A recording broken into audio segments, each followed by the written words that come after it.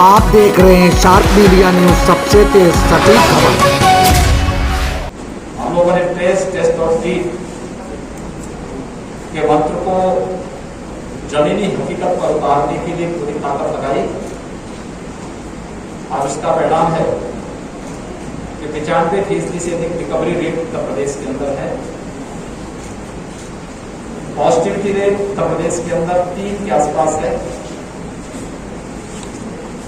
सबसे अधिक टेस्ट उत्तर प्रदेश अब तक कर चुका है। 4,77,00,000 से अधिक टेस्ट उत्तर प्रदेश ने अब तक संपन्न किए हैं। हमने अपनी क्षमता को अधिक से अधिक बढ़ाया। अगर हम टेस्ट की बात करते हैं, अकेले 24 घंटे के अंदर आज प्रदेश में 3,57,000 से अधिक टेस्ट हुए हैं, यानी सर्वाधिक टेस्ट है। कोरोना चेन के संक्रमण को ब्रेक करने के लिए टेस्ट आवश्यक है और उसी दृष्टि से यह ध्यान हमारे निरंतर आगे चल रहे हैं। एक तरफ ट्रेस निगरानी समितियों को हम लोगों ने मई प्रथम सप्ताह में ही गांव-गांव भेज दिया। इन्होंने अच्छा काम किया है। कोरोना चेन को ब्रेक करने में जहां पर जो मिला वहीं पे उसके उपचार की व्यवस्था,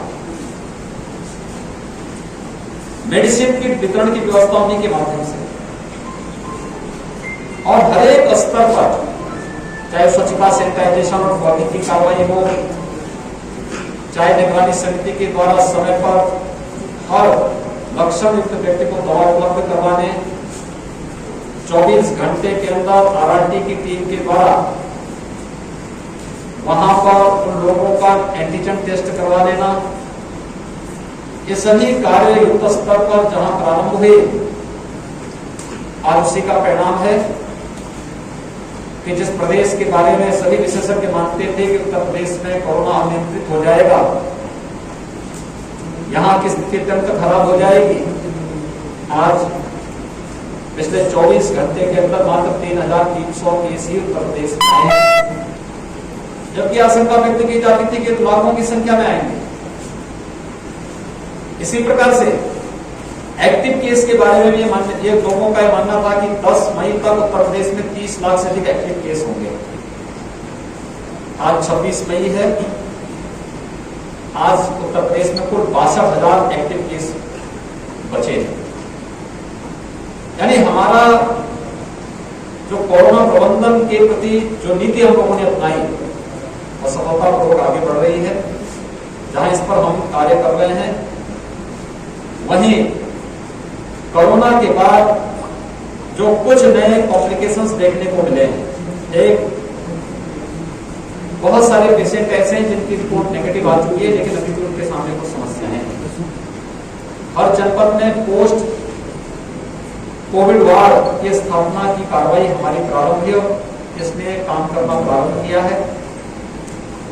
ब्लैक फंगस के उपचार की व्यवस्था भी हम लोगों ने हर उस जनपद में जहां पर ब्लैक फंगस से जुड़े हुए पेशेंट मिले हैं, वहां पर भी वह सुविधा उन्हें उपलब्ध करानी शुरू कर दी है। प्रदेश में इस समय 500 से ज्यादा ब्लैक फंगस से जुड़े हुए जो पेशेंट हैं, उनके उपचार की व्यवस्था चल रही है और इस उपचार को भी हम कोरोना के उपचार की तरह ही फ्री में शासन इसको सभी सुविधाएं उपलब्ध करवा रही है। इसके अलावा थर्ड वेव की जो आशंका है, उसके लिए हमारी तैयारी अभी से प्रारंभ हो चुकी है। मेडिकल कॉलेजेस में 100 बेड्स के डिपो के निर्माण की कार्रवाई, डिस्ट्रिक्ट हॉस्पिटल में हमने 25 से 30 बेड के डिपो के निर्माण की कार्रवाई को प्राथमिकता के आधार पर आगे बढ़ाने के निर्देश दिए हैं। उस पर कार्य भी प्रारंभ हो चुका है। इसके अलावा कुछ सीएससी को भी हम इसके साथ जोड़ रहे हैं, जहां से लोगों को या बच्चों को वहां पर स्थानीय स्तर पर ही ये सुविधा उपलब्ध हो सके। एम्बुलेंस की रिस्पांस टाइम को कम से कम किया जा सके, इसके लिए 108 की 75% एम्बुलेंस हम लोगों ने कोविड कार्य में लगाया है। महिला और बच्चे, उनके लिए विशेष रूप से 102 की 2200 एम्बुलेंस पूरे प्रदेश में लगाई गई है। उनके लिए हर जनपद में डेडिकेट नॉन कोविड हॉस्पिटल आवश्यक और इमरजेंसी सेवाओं के लिए उपलब्ध करवाने की कार्रवाई भी हुई है। पूर्वी उत्तर प्रदेश के गोरखपुर और बस्ती कमिश्नरी इंसेफ्लाइटिस की दृष्टि से अत्यंत संवेदनशील है। हम लोगों ने 4 वर्ष पहले भारत सरकार के सहयोग से इन सभी जनपदों में पीपो और मिनी पीपो के निर्माण की कार्रवाई संपन्न की है। इंसेफ्लाइटिस ट्रीटमेंट सेंटर बनाए हैं, सर्विलांस की बेहतर व्यवस्था की है। जो भी मैन पावर या जो भी चिकित्सा पैरामेडिक्स या नर्सिंग स्टाफ इसमें लगा हुआ है, उन सब के प्रशिक्षण की भी कार्रवाई की है। आगे थर्ड वेव के लिए भी और इंसेफ्लाइटिस की संभावित स्थिति को ध्यान में रखने के लिए भी हम लोगों ने कहा है कि हम लोग इस पर विशेष ध्यान दें कि मैन पावर का प्रशिक्षण भी साथ साथ चलना चाहिए। दूर दराज के जो क्षेत्र हैं वहां पर सीएससी भी हम कोविड के साथ साथ इंसेफ्लाइटिस ट्रीटमेंट के लिए उनको भी तैयार रखेंगे। ये व्यापक समीक्षा जहां पर हुई है, हम लोगों ने स्वच्छता, सैनिटाइजेशन और फॉगिंग पर भी विशेष ध्यान देने के लिए कहा है। यद्यपि ये विगत वर्ष से ही प्राथमिकता के आधार पर इसे आगे बढ़ाया जा रहा है, क्योंकि कार्रवाई वर्तमान में कोरोना की चेन को ब्रेक करने में मदद करेगा और भविष्य में प्रसाद के बाद यह इंसेफ्लाइटिस, मलेरिया, डेंगू, कालाजार, चिकनगुनिया जैसी बीमारियों को रोकने में भी ये मदद करेगा। इंसेफ्लाइटिस प्रभावित गांवों में अभी से शुद्ध पेयजल की आपूर्ति को सुनिश्चित करवाना, व्यापक अवेयरनेस के कार्यक्रम को भी वहां आगे बढ़ाना, इन सभी के बारे में आज यहाँ पर विचार विमर्श हुआ। जो कार्य जिला प्रशासन ने किया उसकी समीक्षा की गई और क्या बढ़ोतरी इसमें हो सकती है इस पर भी उन्हें बताया गया है। कम्युनिटी किचन, कोरोना कर्फ्यू के दौरान होटल रेस्टोरेंट बंद है, मरीज के परिजन कहां भोजन पाएंगे। कम्युनिटी किचन के माध्यम से उन्हें भोजन की व्यवस्था उपलब्ध करवाने के लिए निर्देश दिए गए हैं। Rickshaw, E rickshaw, street vendor, इन लोगों के पास अपने साधन नहीं होंगे तो उनको लोग कम्युनिटी किचन के माध्यम से भोजन उपलब्ध करा दें। हर जरूरतमंद को भारत सरकार के द्वारा प्रधानमंत्री गरीब कल्याण पैकेज के अंतर्गत मई और जून में निःशुल्क खाद्यान्न उपलब्ध कराने की व्यवस्था की गई है।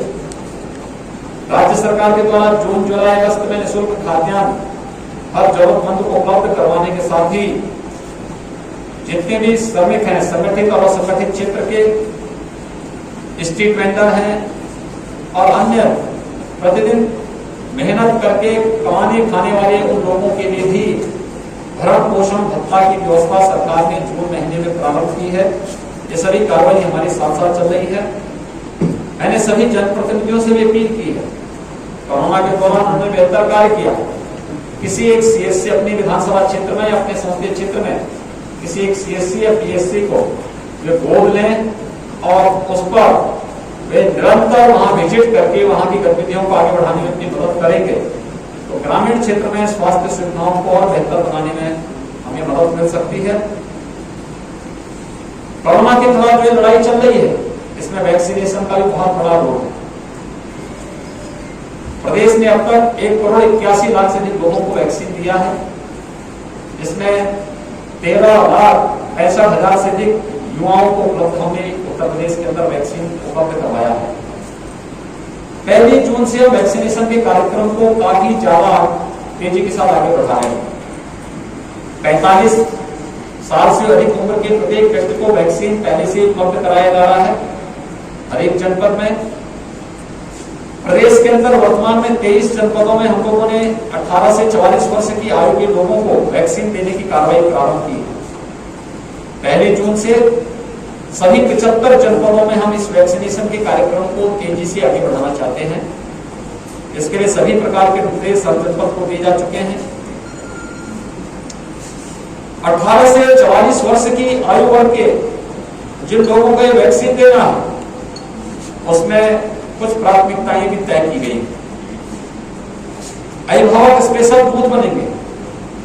12 साल से छोटी उम्र के जितने बच्चे हैं उन सभी बच्चों के अभिभावकों को प्राथमिकता के आधार पर कुछ बूथ उनके लिए बनेंगे जहां पर अभिभावक स्पेशल के रूप पर उनको वैक्सीन दिया जा सके, क्योंकि थर्ड वेव की आशंका को ध्यान में रखते हुए उन्हें सुरक्षा कवच वैक्सीन के माध्यम से उपलब्ध करवाने के लिए आवश्यक है। दूसरा, मीडिया के कर्मियों के लिए हर जनपद में एक बूथ और न्यायिक अधिकारियों के लिए भी हर जनपद में उनके परिवार के लोगों के लिए अलग से एक बूथ हर जनपद में बनाने के भी निर्देश दिए गए हैं। अब एक क्रमिक रूप से हर माह वैक्सीनेशन की कार्रवाई तेजी के साथ आगे बढ़ेगी। मेरा अनुमान है कि हम लोग जून महीने में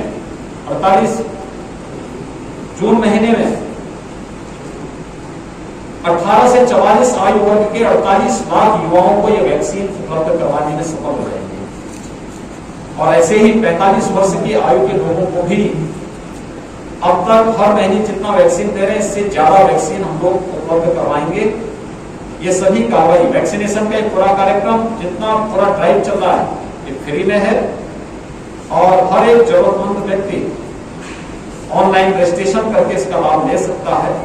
मेरी आप सबसे अपील है कि आप लोग मीडिया से जुड़े हैं, भारत के जागरूक नागरिक हैं।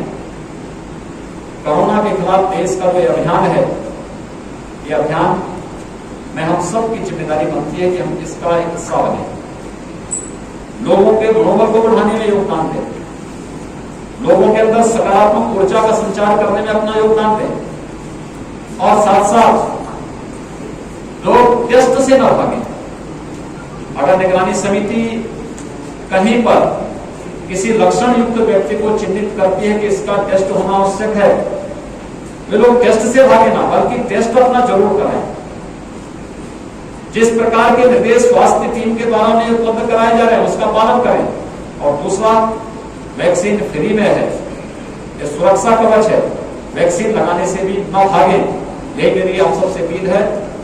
हाई रिस्क कैटेगरी से जुड़े हुए लोग बाहर न निकलें, कोरोना का खतरा भी बना हुआ है, केसेज कम हुए हैं लेकिन खतरा टला नहीं, हमें सतर्कता सावधानी बरतनी पड़ेगी। 7 साल से ऊपर के बुजुर्ग, 10 वर्ष से कम उम्र के बच्चे, गर्भवती महिलाएं, कमजोर इम्यूनिटी के लोग, एक या एक से अधिक बीमारियों से ग्रसित कोई भी व्यक्ति बाहर न निकले। जैसा में लोगों को अगर निकलना ही है तो मास्क अवश्य पहने।